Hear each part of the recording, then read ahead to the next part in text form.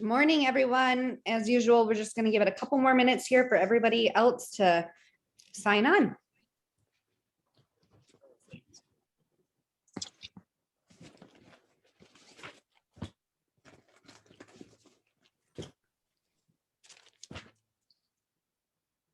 Cassie, you made it home in time.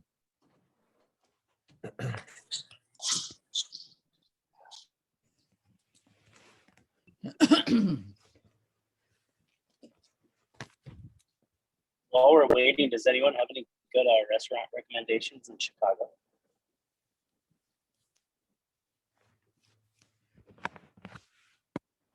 Always pizza, Josh. You know the big ones, right? Lou Malnati's. Yeah. What's the other one? That actually came to Minnesota. Giordano's. Ways, is it? Giordano's, yeah.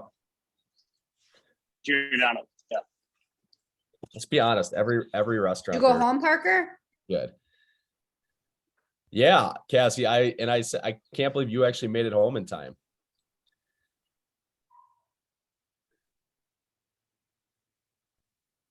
All right, something weird's happening here. Can you guys hear me? Yeah. Yeah, I can hear you. Yeah. All right, let's get some cameras on too. I'm talking to a bunch of black screens here. Yeah, don't kill yourself if you're driving, but it'd be great to see you guys. Reminder, we have the fall event this evening as well. It's like 90 degrees outside and humid, but it'll be all right.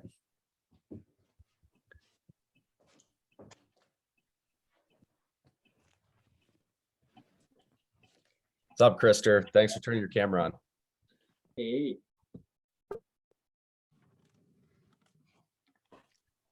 Colin, how are you? You're muted. Might help if I unmuted myself. I'm doing well. I Googled that place that you and I went to in Chicago, Ballast Point, but it officially closed last year. Did it really? Very sad. You remember it was on the rooftop there? It was a pretty cool spot. It was a really cool spot. Yeah. Have to get Griffey involved for some recommendations. Didn't we go to a rooftop McDonald's too? I don't remember that. Yeah, it was probably at like 4 a.m. So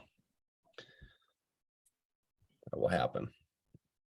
Anyway, you guys, thanks for jumping on. 27 people. That's awesome. If you're able to turn your cameras on, I'm gonna talk through some process and some main points of where I believe conversion actually starts, which is prior to even meeting the person. You know, we think about conversion as like how many offers are we writing or how many are getting accepted, but what we have to realize with, I would say, all leads, you know, I know the title of this training was Zillow leads, but anybody who isn't already in a relationship with you, this process that we talk about is going to be effective. And it really starts with the core understanding of why somebody would click a button to meet a realtor or go see a home. And from my, experience, what I would tell you is that 5% of people typically are tire kickers. There are typically people that will use your time. They will disrespect your time. They may even call to click a button to see a home when they already have a realtor. We have to understand that, and that's what the process of conversation and pre-approval is all about, is figuring out who this person is, what they're looking for, and how we can essentially service them. But if you guys think about it, if any of us go online and click a button, and just like, let's say to see a car, we obviously don't have a relationship with a car dealership, right? The same thing applies with real estate. The same thing applies with life insurance. The same thing applies with insurance. If you don't have a relationship with somebody, you are going to seek that because you're looking for help.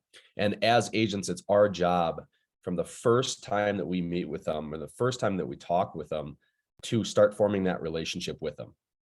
And I'm so confident with it that when I talk with somebody that I know I'm going to meet in person, I know I'm going to beat whoever else out that they're talking to, because I know that we're going to show up, be prepared. We're going to be more impressive on the appointment, and we're going to follow up more and with more value than anybody else they're meeting with. And I say that because you also have to understand, in the world of, real estate leads, it's very common that they're probably meeting with somebody else. They probably have walked into somebody else's open house. They've probably clicked the button before. So understanding that you are in a competition against potentially somebody they've already met is important to understand. Because, Cassie, let's say you meet with 3 different realtors. If one person sticks out to you and is doing things that's different than others, you're going to probably want to work with that person, right? Nobody wants to work with a bland, boring realtor. Just like I said the other day, no one wants to just get checked in on. No one wants to just get followed up with, right? Today's day and age of conversion is so much different than it even was 5 years ago. For example, if you guys have the iPhone, and if you don't, I'm sorry, you're one of those weird Android users that we like to pick on here. If you updated to iOS 16, there is now a feature in your text messages you can report junk. Have you noticed that? It stuck out to me because it first started with phone calls. Phone calls became ineffective first. Now text messages, like if you guys reach out to somebody cold and they don't have your number and it's junk, they can block you right there.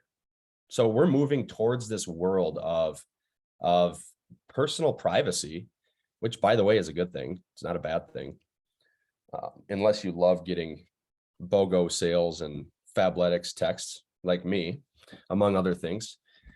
You have to realize the person in sales, the reason I bring this up, the person in sales that wins is the person that figures out how to form a relationship. So as we get into this, from the first phone call, the reason I like ALM is because we're just trying to meet with a person. 75% of the time, a client without representation will work with the first agent that they meet. That's extremely important. Our goal is to get in front of them. That's what our whole strategy at our company is about. And when we meet with somebody, we have to understand that they don't have a relationship with a realtor, right? 5% of the time they might, and you might waste your time and you might get screwed. 95% of the time they're clicking because they want to meet somebody who's going to help them solve their problems. So when you show up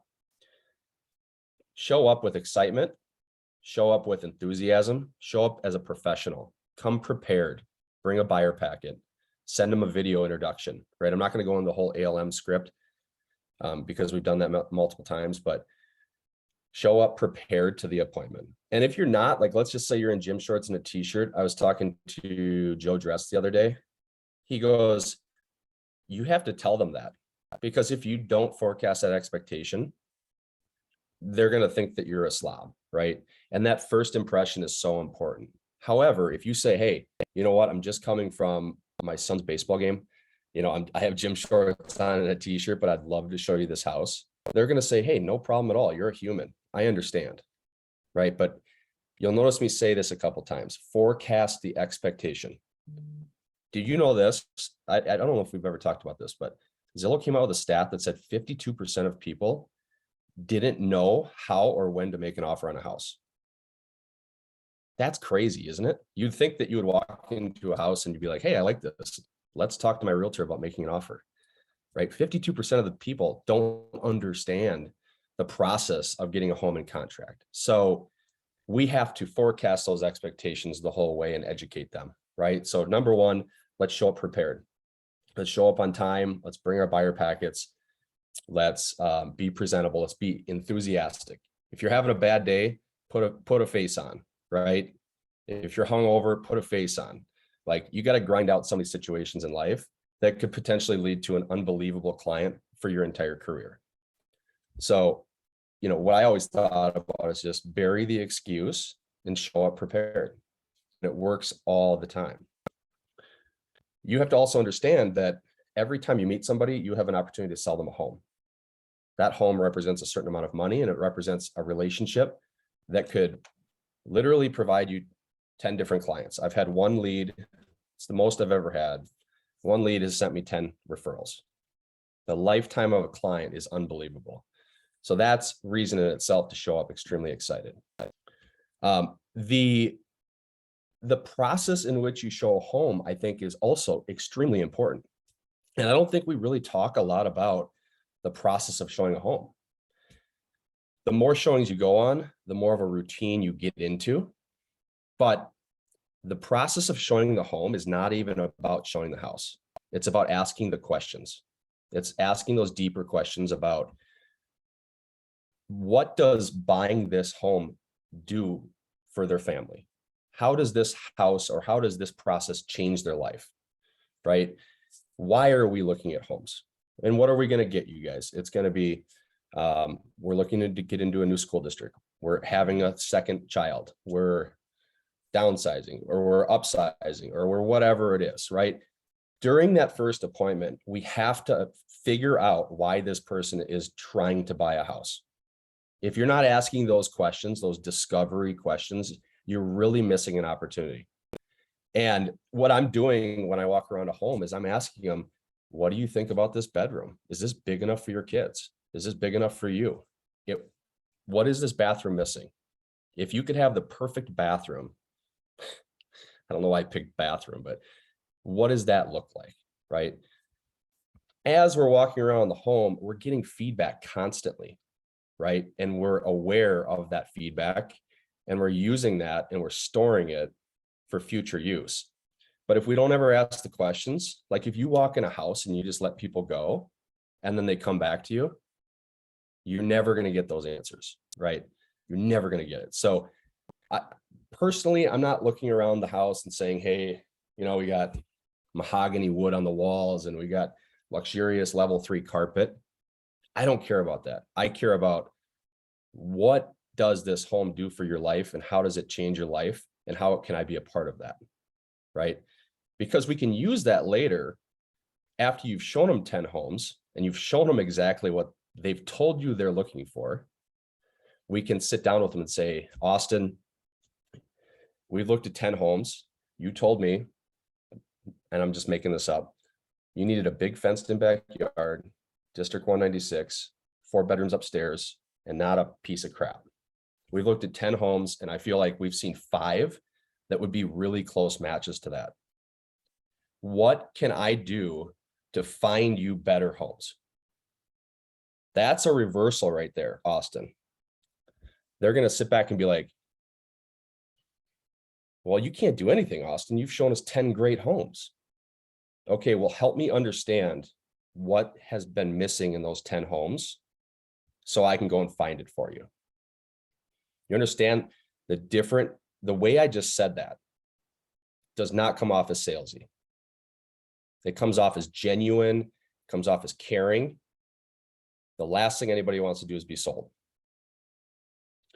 One of my favorite strategies is to get them back. The last thing that we're doing in a house is we're in the kitchen. Now, I'm a tall guy, as you guys know. I can come off as intimidating, especially in small houses, old houses, small ceilings, right? I'm knocking down the barrier by putting myself against a wall, crossing my arms, trying to make myself feel unintimidating, right? This was just a strategy that I came up with that ended up working really well. And I say, hey guys, what did you think of the house? Just like that. Not as I'm locking the lockbox, not as we're, turning the lights off. Hey, what do you think of this house? Cassie, would you role play with me for a second? Sure. All right, Cassie. We just saw this amazing house. What did you think of it? Well, I like that it has the amount of bedrooms that we need. The kitchen's a little bit more dated than I was hoping to get and looking for. And ideally, we'd like to have a fenced in backyard, and this one doesn't. That's awesome. Okay, how about location? Are we in the right area? Yeah, this is where we need to be for the kids in their school district. That's awesome. Is there anything else in this house or in the house that you'd like to see other than the things we just talked about? Like additional things that I would like? Yeah. Well, I mean, I'd really like $1 million kitchen, but I understand I have a $200,000 budget. Of course, of course. No, I totally get it. And thanks for the feedback. So here's what we're going to do. Let's lock up the home. We're going to move on. I have 2 more homes to show you. And I'm going to make sure that when we regroup, we're going to look at homes that have fenced in backyards. Because you just mentioned to me that that's extremely important, correct? Yep, I have 2 dogs. Wonderful. Awesome. All right. So what do? We took notes. We figured out the need of fenced in backyard, but we forecasted the expectation. Hey, we're going to wrap up here. We're going to move on. And I'm going to get started finding you homes that have fenced in backyards. Because the next time Cassie says, well, the kitchen doesn't have granite counters. All right, well, we can talk about that, right? Granite counters is really not an objection because they're cheap, right? At least in comparison to other things. But if we can hit location, we can hit bedrooms, we can hit size of the home, school district, those are the things that after you see a couple of homes become the most important, not the color on the walls, right? So when you're in the kitchen, you have to ask, and that wasn't, by the way, the best role play, and it's not Cassie's fault, it's probably my fault. But when you're in that kitchen, ask them, hey, you have 2 dogs. That's awesome, Cassie. What kind of dogs are they? Do you want me to? They're Pomsties. Well, and to go back to the role play, what I might have done there is said, okay, I understand a fenced in backyard is important to you, but what if the house hit every other aspect of what you're looking for? Would you consider placing a fence in? Great question. That could be added later. That's might have how I approach the buyer on that. Like, if literally the house has everything else, would you seriously pass up the house because it didn't have a fenced in backyard? And you might get some people who say that they would because of the expense of it. But you might people who say, well, no, if it hit every other aspect of what I'm looking for, we would consider that. Well, and you might get a hardware Hank that wants to put in his own fence, right? Right. Like, so, but the point is if you never ask the question, if you never discover what that really looks like, you're never going to get there. So for me, again, like the biggest thing you can take from this is that you have to put yourself in an environment where you can ask those questions. That's not intimidating. That's not salesy. Nobody wants to be sold, but you also need to ask the proper questions. If you're doing it when you're locking the lockbox or walking out to the car, there's going to be distractions. And the coolest thing that I think in that process exists is when you're showing to a couple and they look at each other and you can tell that it's the right home for them, right? And you can say, hey, I've said this before, but one of my favorite questions is, can you see yourself living here? Because what it does is it takes them out of the moment, it takes them out of the price point, it takes them out of all the sales, right? The sales process. And you see two people look at each other and you can see it in their eyes if the house is right for them. So use that question too. Can you see yourself living here? If they say yes, okay, now 52% of people don't know the offer process, right? All right, Cassie, typically when my clients say that they can see themselves living here, it means it's time to start exploring what it takes to make an offer. Do you want to sit down and chat about what that looks like? Yeah. Right? So you're not going to obviously say, do you want it like just flat out like, hey, do you want to make an offer on this house? Do you want to make an offer on this house? Do you want to make an offer? Like that's salesy, right? But when you can see it and and you ask the right questions, can you see yourself living here? Yes. What else do you need? Right? So we can't assume that they know what an offer process looks like, but we also have to help them get there. We have to help them go through these homes. Otherwise, you're going to end up showing 30, 40 homes, right? And if you take somebody out, I didn't like to show more than 3 at a time, unless specifically they wanted to see like 5 homes, right? And so after each tour, we're going back and we're saying, hey, we just saw 3 great homes, Jelena. What did you think of these? How would you rank them? Right? What are these homes missing? What can I go find for you? Because every little thing that we get closer to that ideal home, if we find them the perfect home that they've described to us, then the question is, this home has everything you guys are looking for. Do you agree? Right? Cassie, do you agree that we knocked off your top 5 list? Yes. Do you think it's time that we start talking about making offers? right? Do you want to talk about what it takes to actually secure the home of your choice or of your dreams, right? Just my point is, don't mark my words there, but you have to help them get there sometimes, right? If someone's bought 2, 3, 4 homes, they know, like, you don't have to use that. But a new homeowner, somebody who's tentative, somebody who might be shy, they don't know how to make decisions on their own sometimes. So you have to kind of help them get there. So the takeaway there is, set yourself up in the kitchen and ask those real questions. Like, do you know how many realtors just rush them through homes because they're busy, they have to go do something else, they don't care. Clients, if they've met with other agents and you're the one that went deep with them, and I'm looking at Jess because Jess goes really deep in conversations. Like, I'm very impressed with how deep she goes. That's how you got to be as a realtor. A lot of times the conversion issue revolves around you not having that connection or that relationship with the client. When you get ghosted, it's because you didn't form a relationship properly most of the time. Now, I do have a policy, 5% of people are crazy, just in general, right? 5% of them. But the majority of people are really good people. And when you meet them, they'll be truthful, they'll be honest, they'll be upfront, and it's our job to form that relationship. If you get ghosted, it's either the 5% rule or it's your fault. So moving forward, forecasting the expectation. We just had this amazing conversation in the kitchen. What comes next? Either we're exploring making an offer, or I'm going to tell them what I'm doing next. Hey, you guys, it was great meeting you today. We saw 3 properties. I understand they don't have exactly what you're looking for, so I'm going to go find it for you, right? I'm going to make it my goal to find you the perfect home. Here's what you can expect from me. When I get home tonight, I'm going to set you up in a property search from the MLS, which is 100% accurate data. A lot of the stuff you're seeing online is not going to be 100% accurate. And you would agree in your home search, you want to get 100% accuracy, correct? Of course, right?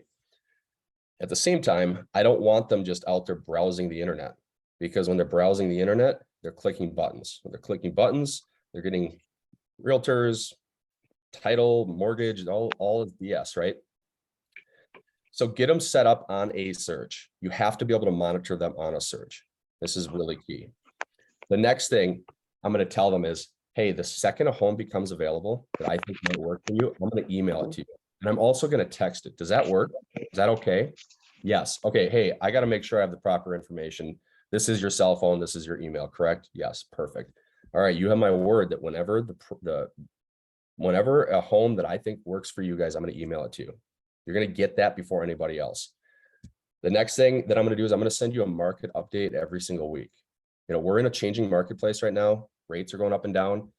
My commitment to you is I'm going to send you a market update every single week.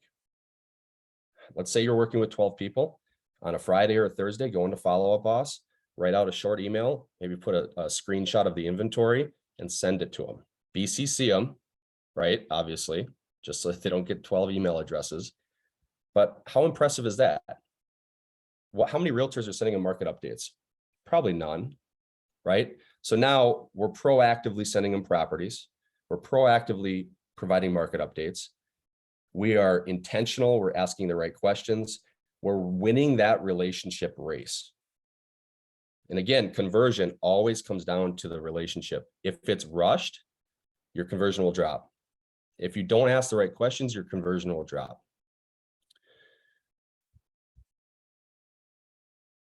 The other thing that I try to do, and I really recommend, is after that first meeting, you have to understand or get a great idea of if they're a now client or they're a later client. What is the timeline for this buyer look like? And if you ask the right questions in the kitchen, a lot of times they'll just tell you, right?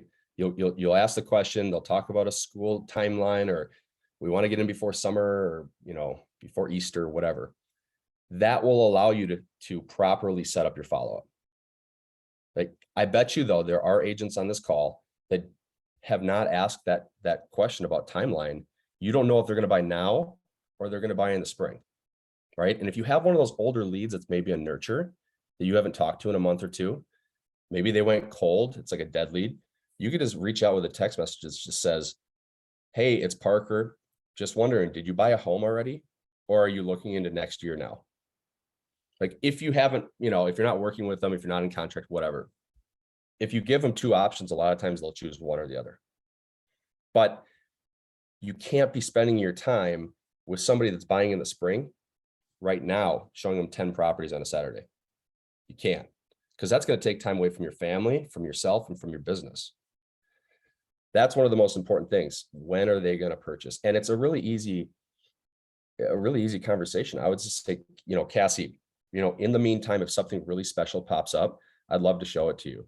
But what I recommend is in February, we start really turning up our home search. You have a commitment from me that I'll keep you updated on the market until then. But right now, all of the homes we're going to look at anyway are going to be sold. Does that make sense? Yes. Parker, can I interrupt? And I know one thing people struggle with is you had made the point of, okay, if you get ghosted, a lot of times it's probably your fault, unless they're crazy. Let's say you get that timeline and you knew that they were urgently buying now, but they're ghosting you. What kind of things would you do to try and resurrect that? What things do you think you can say to resurrect that lead? And maybe other people in the room have experience with this as well that they'd like to speak up on. But what do you find to be the most effective text message you send out, email, etc., that might get the most response when you're trying to revive them? Yeah, I always like to flip the script, and I would say something like, hey, Cassie, it's Parker. We haven't talked in a little while. Did I drop the ball? Question mark. It's never about them. It's always about us, right? Did I drop the ball? And they'll say yes or no, right? Because now you've asked them a question that may or may not make them feel a little guilty for not responding to you. This is an opportunity for them to say, oh shit, I haven't been responding to Cassie. Maybe I should just tell her we're working with somebody else. Or maybe we should tell her we bought a house. Or maybe we should tell her we did this, right? I think that's the best one to ask. Make it about yourself, and you'll get way more responses. Does anybody else on the call have another good example of that? Because that's just one I like. I think you've also touched on before, like you've had some funny memes that you send. Don't you have one that says like, did I drop the ball or did I do something? You've showed memes before on the team meetings too. Yeah, I mean, the step further is a video, right? A video. Austin does a great job of this, but hey, you know, it's Austin. I just wanted to reach out. Did I drop the ball? Because I haven't heard from you in a little while, right? Yeah, you could send memes. I mean, depending on the personality type, you get like an engineer who's an analytical, they're not going to like memes, right? You got to get like that. Right. Bump. You have to know how to read the room and read your audience. Yeah. And nope, Alexa asked, sorry, in the chat, what are the different ways to nurture a later client and how often? Yeah. So those market updates are great. It's really easy to do and follow up us too. Anything that you would find of value, I like to call it collateral. And I do this all the time on social media and like with EXP partners and whatever. If I find a document that I think is really useful, I'll email it out to like the 10 most important partners that I have, right? And like EXP partners, whether they're in Minnesota or around the country. The same thing applies to clients. Let's say you just read a really good article from Inman or from KCM or from Wall Street Journal that you thought was really relevant to the marketplace. Copy the link, send them the article and say, hey, I thought you would enjoy reading this. This is a very relevant article on blah, blah, blah. When you're reaching out with collateral, like I like to call it, with value, you know, you're continuously just dropping that value in on them. And you have to also understand, you guys, that the funnel in real estate is all based on personality. I've talked about this too in previous meetings, but you get a Parker that shows up, like I already know exactly what I want. The last car I bought, I didn't even test drive it. I just went and bought it because I already knew that I wanted it. I knew I was going to buy it. I didn't need to screw around. But there's a lot of people, like literally it just showed up at my house. It's crazy, but there's a lot of people like me too, right? They don't want to go to the dealership. They don't want to screw around with salespeople. They don't want to get the ring around of pricing and, you know, being at a dealership all day. But there are some people that love to touch and feel and smell and test and analyze whether or not that decision is going to be right for them or not. So like Alexa asked, if somebody isn't responding to you, don't just assume that they're gone or that they've worked with somebody else or that they've done this. People won't respond unless they're ready to transact. Every single time I've sold a home to somebody, they've been ready to transact, right? Has anybody on this call ever sold a house to somebody that didn't want to buy a house? Maybe But investors. Yeah, maybe. They do too, but another thing that I was going to mention is the things that Hannah and Caitlin post on our Facebook page or Pemberton Homes. I mean, you could just save that and text that out to clients too. Not everybody that you're working with follows us on social media. So some of their market updates would be great to shoot off in a text as well. Yeah. I think the bottom line to that is go a step further than just saying, hey, I'm just checking in.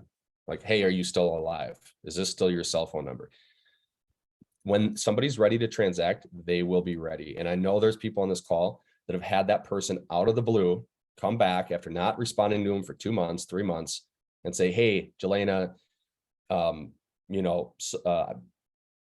Kathy just accepted a job in Chanhassen and we're ready to get started to move again. Like they will reach out to you if you were caring and you set up the relationship and you continue to nurture them with value. Has that happened to anybody?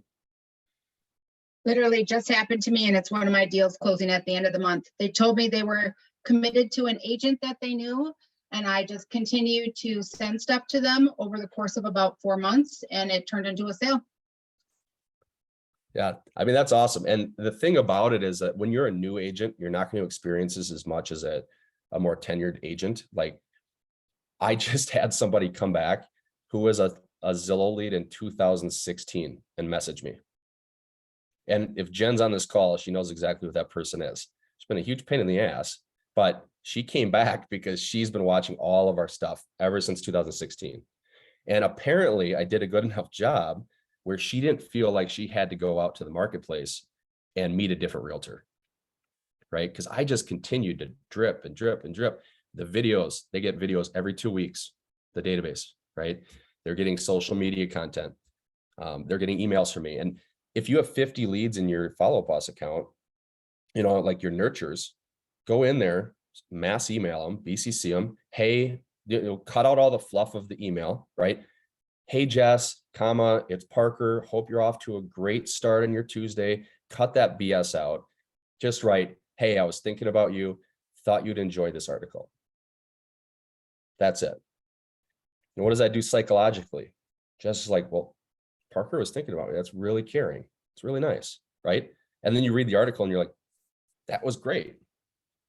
But it's just like the client event today. It's a great comparison. Not all the people are going to come to our client event today, but just getting that invite from us means that we care about them, right? Just sometimes just emailing them, just inviting them to it, even if they come or not, is really important. So don't assume that they just left. And I think that's really where long-term follow-up can be efficient, especially when like they come out of the blue when you need, a sale in February, March, April. Austin and I were just talking about this. These people will come back to you. And when it happens, it's so unexpected and it's so nice. And now look, they came back to you because you did a good enough job earning that relationship. Now they're loyal to you. No more BS, no more earning their trust, no more selling them on stuff. Like you're their agent now because you put in the long-term work. I'll also add, I a lot of times would put a lot of notes in follow-up boss on things that I learned about them and not just about a house search. If they mentioned their dog's name was Duke, I'm going to put that in there because 6 months from now, if I'm still following up with them and I'm like, hey, how's Duke doing? That means something to them, right? Like those personal touches. So it's not always just about the house. Make sure if just one spouse's name comes through on follow-up boss, you're including the other, put that in notes, their kids' names, whatever you can to when you're following up with them, include those personal touches in that follow-up boss is going to take you so much farther than the average salesperson who's just saying, hey, you ready to buy now? Totally. Yeah, great point. One of the other ones that was on my list was just endless showings without any offers, right? You're working with 30 or somebody that's seen 30 homes. That's crazy, right? We should be able to show under 10 homes and sell a client almost every time. So as a realtor, it's okay if you've been in that situation, you've shown 30 homes, but the more that you sharpen your skill set and you learn how to ask those proper questions, you're going to take your showings per offer rate way down, way down. It got to a point, I was tracking this like 2018. I got to like 5.2 showings per accepted offer. Like, yeah, I sold 70 buyers that year. Like, that's how you do it, right? You don't do it by showing 30 homes. And here's one way to kind of get them back in. You show them 5 homes. Maybe you've shown them a home that you thought was perfect. Maybe you've shown them 10 homes, right? Simply invite them to get coffee before you go out and look at homes next time. What you're going to do is you're going to talk about the marketplace. You're going to talk about what it takes to win. You're going to reel them back in and remind them of their goals, which is not just looking at homes on a Saturday, it's buying a house, right? You're going to educate them. Essentially, what you just did is you brought them back in for a buyer consultation, but you didn't do it at a, in a salesy environment like an office conference room. Not everybody wants to meet you at an office. So if you just say, hey guys, I got us lined up for these 4 homes tomorrow. Let's meet at Caribou on the corner of 35E and Cliff. I'll buy you guys a cup of coffee. We'll get energized. We'll go out. We'll have a great time today. See you there. But really what you're doing is you're going to sit down for 20 or 30 minutes, get back to those right questions, get back to educating them on what's going on, and especially how to win in the marketplace. Does that make sense?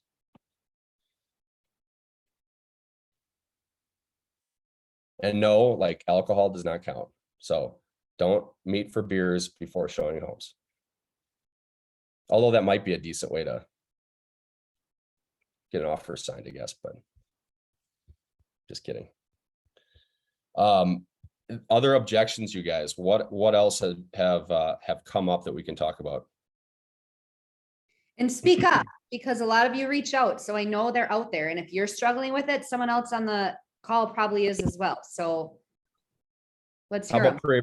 pre-approval? How about that? We'll just touch on that really quick. Obviously, we want to show homes to people that are qualified, right? Ultimately, I'm not going to give them more than a couple homes before we have that conversation about qualification, where I can educate them on my knowledge of affordability. What does an interest rate really mean? What is that payment going to look like at that purchase price? So I want to get to that pretty early on in the process, but not the first thing. The first thing is always ask the right questions, form the relationship. But one of my favorite things to do was a group text with Colin. Colin and I have been working together since 2016. So Colin knows how I like to work. He knows if he gets a text from me with a random number on it, he better respond quick. He knows my style, right?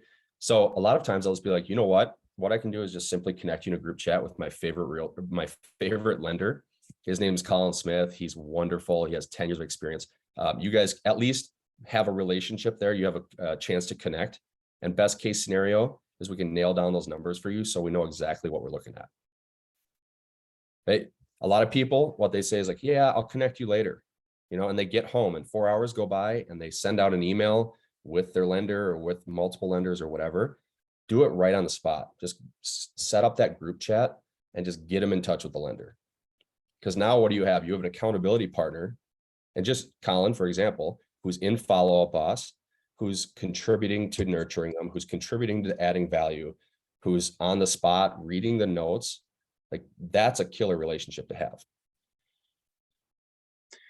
And I'll say that it puts the responsibility on the potential buyer, right? Now you have outsourced that. You don't have to worry so much about, okay, who am I going to connect them with? How am I going to do this, et cetera?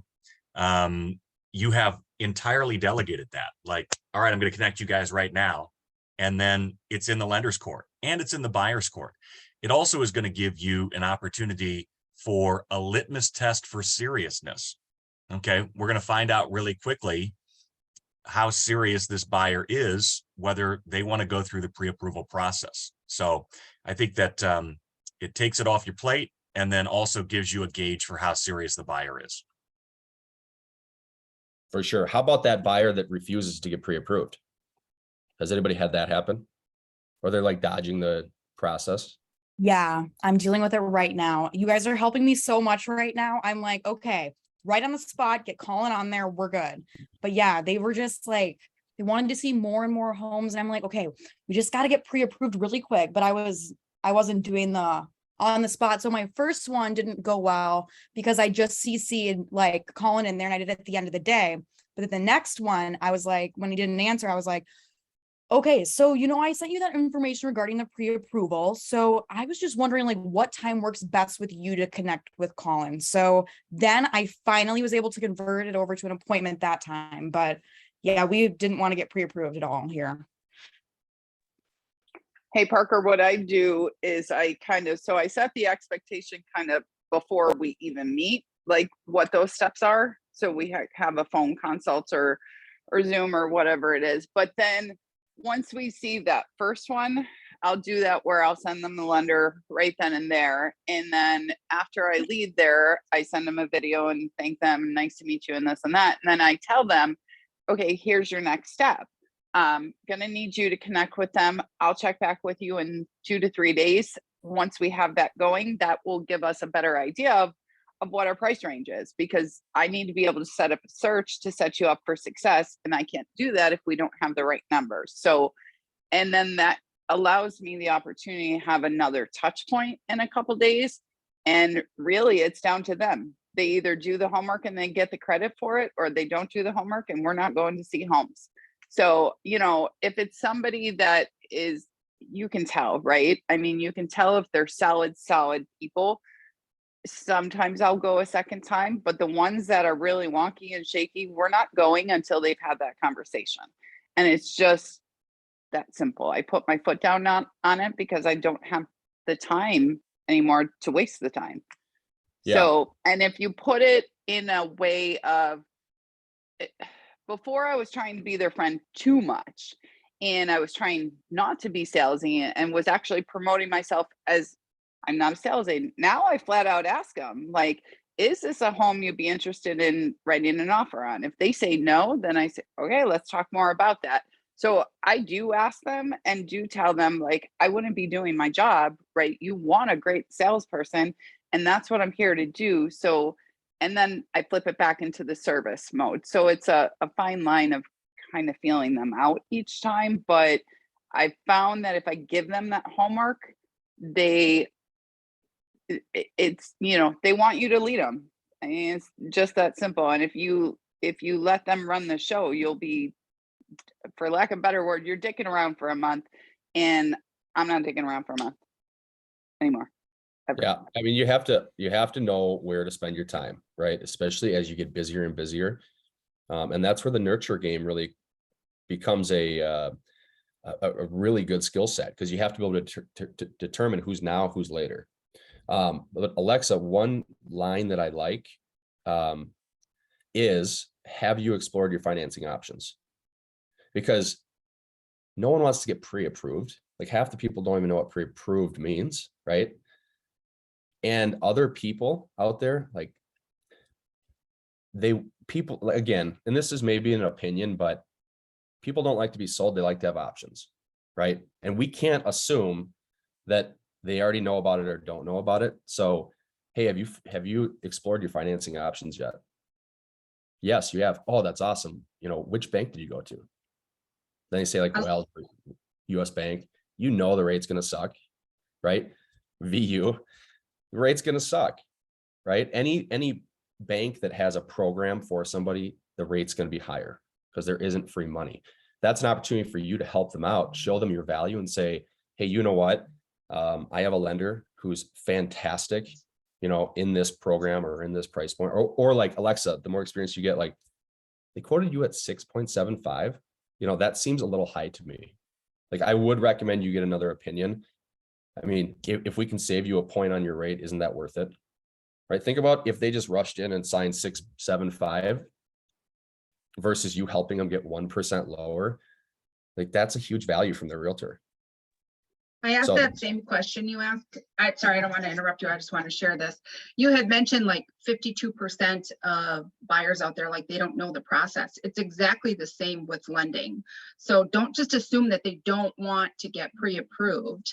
You have to ask if they've explored their financing options or if they've had a chance to get pre-approved just to open the conversation. And if they say no or not yet, ask them why, or if they have some questions about what that process looks like, and then you can offer some value. But a lot of times, people, they don't realize that a pre-approval lasts for 90 days. They don't realize that they can shop lenders and not necessarily have it impact their credit, or they might think that it's going to impact their credit. So if you just feel out and ask why they haven't moved forward with that step yet, a lot of times they'll reveal to you, like if they're hesitant about something, but you have to ask. Absolutely. And there's also a skill set or a fine line in understanding what type of person you're dealing with in terms of financing, because you can't assume somebody is not paying cash. You'll get the guy, I know this happens all the time to you guys, but someone's like, I don't need to get pre-approved. I bought plenty of homes. I have a bank that helps me. Well, that's great, right? If you say, hey, Parker, I'm not going to show you a home unless you get pre-approved, I'm going to say, take a hike. I've bought like 25 properties. Like I can call Colin, will send me a pre-approval when he doesn't even know about what the property is, because we've done so much business together. So you might get those people that are like, screw you, Austin. I don't need to get pre-approved yet. And a lot of people, realtors, obviously, if he says screw you, then you got to have a conversation about that, or decide if you want to work with that person. But it's a tender, process there. I guess that's what I'm trying to get at. Price point helps with that a lot, right? If it's a newer buyer, you can usually tell. If it's an upper buyer seller, you can usually tell. The more experience you have, the easier it is.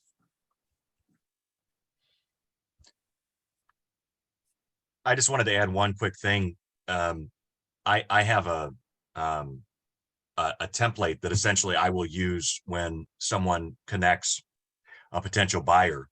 And the first sentence is, I'd be happy to talk through your different financing options. All right. Then I establish a time to connect, because I want to get the client on the phone and talk through, okay, what are your goals here? What are your whys, et cetera, right? And then at the end, I say, hey, I've included my application link if you want to jump right in, right? I think what you'll find is that a lot of lenders will just jam the application link down the buyer's throat. And they're like, whoa, I've never done this before, to your point, Jelena, right? I mean, I need to have a conversation about what this looks like. That might be on Zoom, that might be on the phone. Like, I need to talk to somebody. I just have a lot of questions, right? So, to be able to just open that door a little bit, say, hey, if you want to jump in and do an application, great. Because some people will, hey, I want to get this done and over with. Okay. But I mean, in reality, it's just so funny that has been the easiest way to do it, where can we talk through some different options? And then also, is there a good time to connect so that we can get comfortable? It takes a little bit more time on our part, right? I mean, it might be easier for somebody just to jump in and do the application, but typically the conversion rate on our end is higher when we have a conversation with the client about their whys and their goals. Good point, Colin. I want to address Jennifer's question because I think it's a really good one. Hopefully you're still on the call, Jennifer. Yeah, you are. All right. So a client that wants to look at a home that is unavailable, and then they ghost you and they don't want to look at more homes. So if somebody says, hey, I just want to see 123 Apple Street, and you say, I'm sorry, it just sold. And they say, and then you say, hey, can I help you find other properties, or, blah, blah, blah, whatever the lingo is. And they say, no, I just want to see that property. What I would say is, that's great. I totally understand. Do you have any interest in our off-market listing list? Do you have any interest in, like, ask it in a stupid way, like, hey, would you be interested in like homes that aren't on the market but are becoming available for sale? Yes, of course. What person doesn't want to know about that, right? Send them the Raven link, send them that heat map. You can even send the heat map with the text or with the phone conversation that says, hey, I have access to this software that has, like, I just looked the other day, 63 off-market properties on it. Would you have interest in just staying in touch with us time to time, and I can email these to you? right? Dangle the carrot, dangle something that they can't get on their own. And if they don't respond to you, then move on, right? Add them to that long-term nurture list, drop in week by week by week, value, market updates, videos, mortgage updates, just continue to drip them, continue to nurture them with value. And you'd be really surprised what happens sometimes, right? Like, because one reason, there's a lot of reasons, but one reason somebody might want to see a home and then doesn't want to look at anybody else is they wanted that one neighborhood. Maybe it was the next door to their best friend. Maybe it was, next to their golf course or whatever it is. There was a reason they wanted to see that home.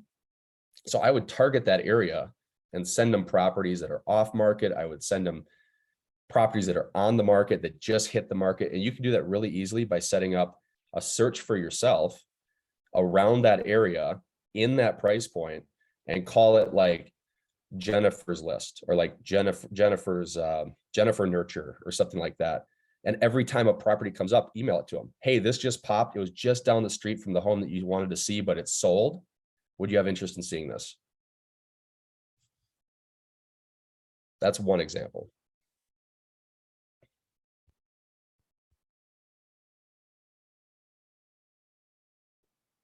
Cassie, would you take the next question, please? Yep, let me read it.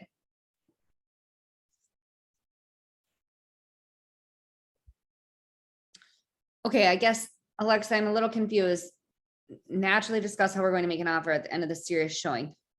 But then you say something about the phone. Like if they're serious at the showing, I'm having that discussion with them at the showing. I'm not letting them leave and then having a follow-up conversation afterwards. Okay. So like if they're very serious about that, then I would start, like Parker said, discussing next steps. Hey, this was a really great home and you guys seemed really interested in it. Are you familiar with the next steps are from here? And oftentimes they might say no, but if they say yes, then it would naturally lead into, okay, great. Are you guys ready to write an offer? Do you want to sit down and discuss what that looks like? Again, the conversation is going to be a little bit different. It's tailored on whether the buyer is brand new or if they bought and sold a few homes before, right? Because that conversation just looks different. If they're a first-time home buyer, I'm going to say, great, let's sit down and, do you have time to run to Caribou right now? Let's sit down and discuss this. And I'm going to try and write the offer with them right then and there. If they've done this before, then obviously that conversation looks different. Okay, it looks like you guys are pretty serious about this. Then obviously our next steps would be to sit down and write an offer. If they're a lot of times I will also, if they're first time home buyers, I typically don't leave them. I try and get that nailed down together. If they've done this a few times, I'll say, okay, I want you to head home and start discussing what you want your offer terms to be. I'm going to connect with you when we get home to write that offer. Again, it just really depends on where the client's at in not only their home buying stage, but just in home buying in general throughout their life. Parker, anything you want to add to that? No, I agree. Totally. Okay. Thank you. Yeah, that helps. Just like, First time home buyers, I'm always trying to sit down and really hold their hand as much as okay. I can. If they're, and it's also going to make a difference for me on whether it's the first time I've met the buyer.